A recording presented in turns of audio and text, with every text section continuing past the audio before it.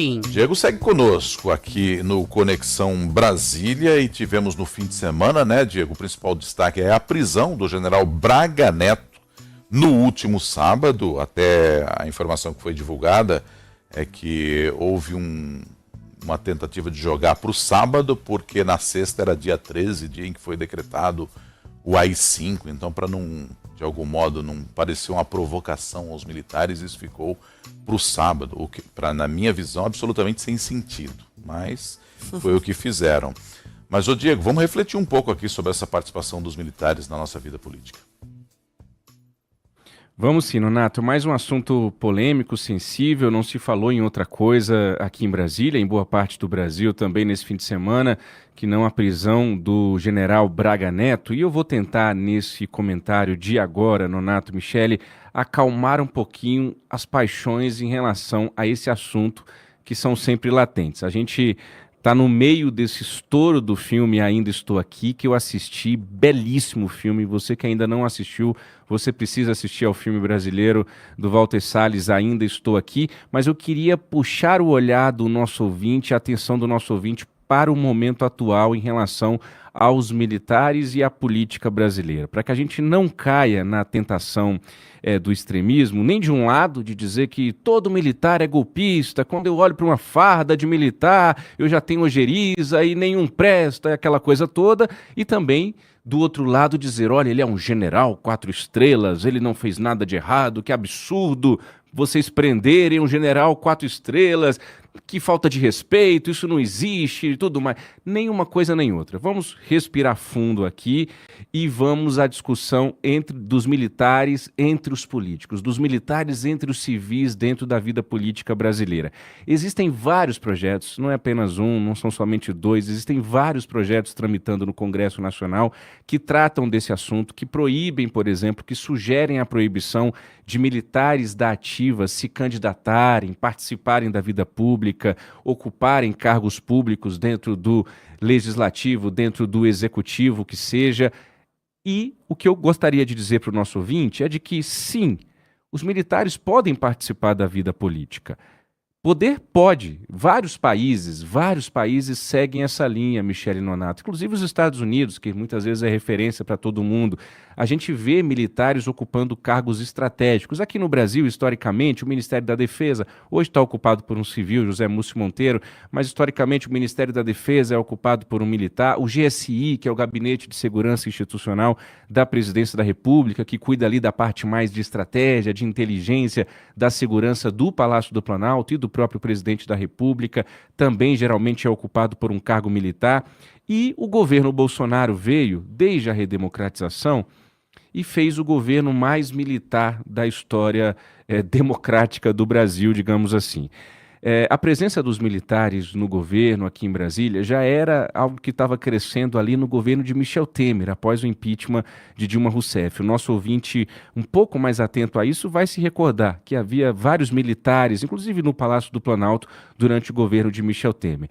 Quando Jair Bolsonaro vence, em 2018, aí ele transforma o governo dele em um governo também dos militares.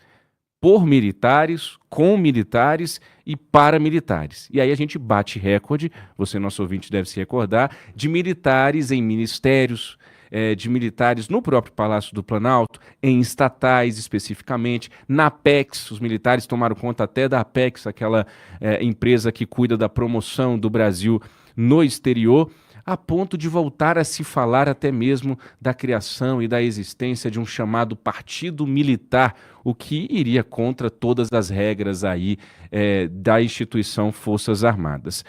Nonato, Michele, para avançar para o fim do meu comentário, são mundos muito diferentes.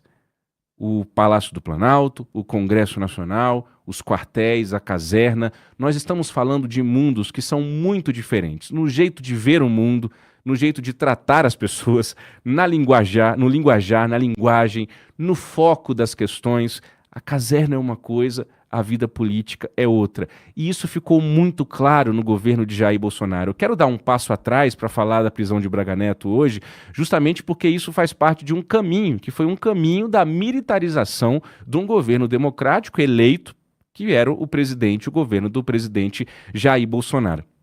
É tão diferente, são mundos tão diferentes, a caserna da política raiz, da política tradicional, que a gente viu embates. Eu vou trazer aqui só um exemplo, que foi o embate da economia.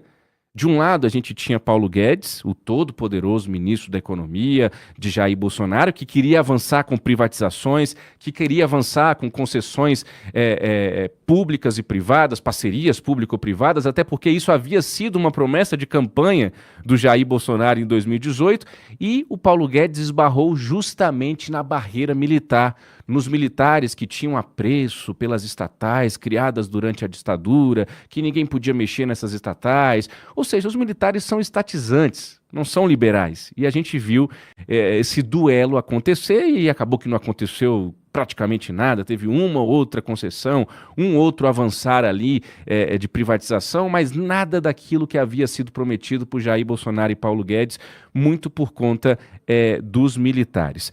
E no governo Bolsonaro, Michele Nonato, muitos mitos que muita gente ainda tinha sobre a figura do militar na política caíram por terra. Um deles foi da eficiência operacional. Ah, não, se tem um militar vai dar tudo certo, eles estão treinados para isso. Um general com estrela no peito, vai fazer tudo acontecer no Ministério da Saúde. E aí você colocou um general, que foi o Eduardo Pazuello, no Ministério da Saúde, no meio de uma pandemia em que estava morrendo milhares de pessoas, com a expectativa de que um militar fosse colocar ordem na casa. E a prática foi que Eduardo Pazuello errou até mesmo as siglas de Estado, de unidade da federação. Não sei se o nosso ouvinte se lembra desse episódio trágico, para não dizer cômico, em que o Eduardo Pazuello mandou vacinas para um estado, achando que não sei se era Amapá ou era Amazônia, ele confundiu as letras no meio de uma pandemia. E aí a eficiência do militarismo ficou aonde? Ficou lá somente no peito das estrelas do general Pazuello. A pureza de propósito também foi outro mito que caiu por terra, Michele Nonato, dos militares da política no governo de Jair Bolsonaro, a ponto de um general ficar conhecido como o General do Centrão, aqui em Brasília. O General do Centrão.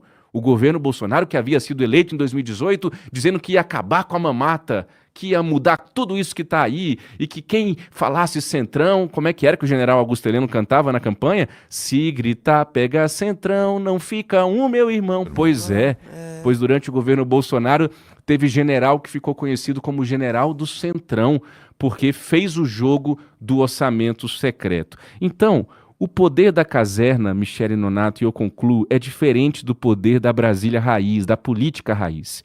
Se os militares querem participar da vida política ativamente, como deputados e senadores, eles podem ser eleitos. E aí tem esse projeto aí, se vão ser eleitos na reserva somente, ou se na ativa ainda podem se candidatar. Mas se querem fazer parte da vida política no Ministério, no Palácio do Planalto, vão ter que aprender ainda muito sobre essa vida. Alguns aprenderam.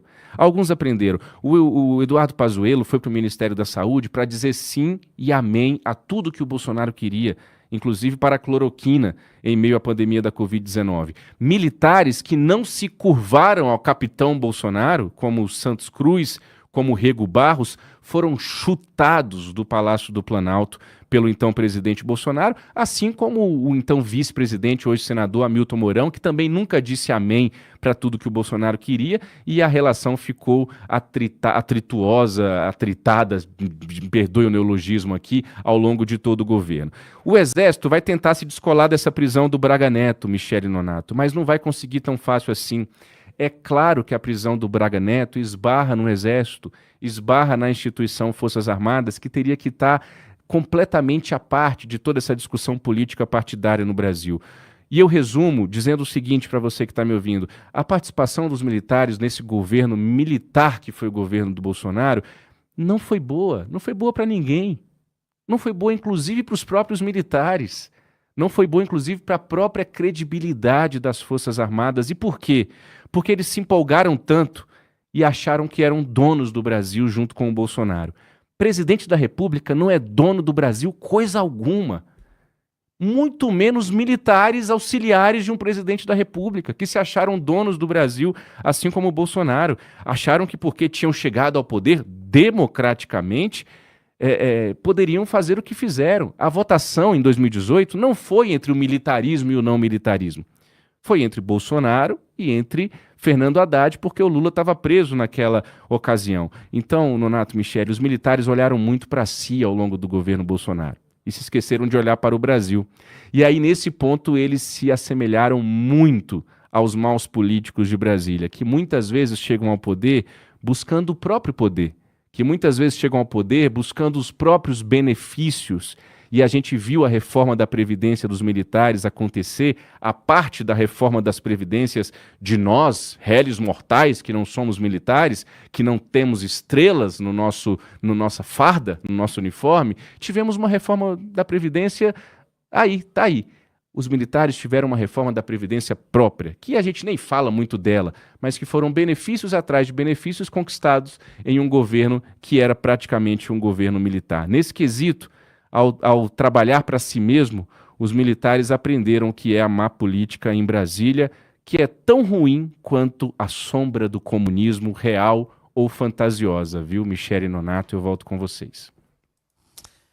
Obrigada, Diego Amorim, trazendo essa reflexão desse assunto super atual e que ainda vai ter muito desdobramento pela frente. Obrigada por hoje, Diego. Até amanhã, uma excelente semana. Valeu.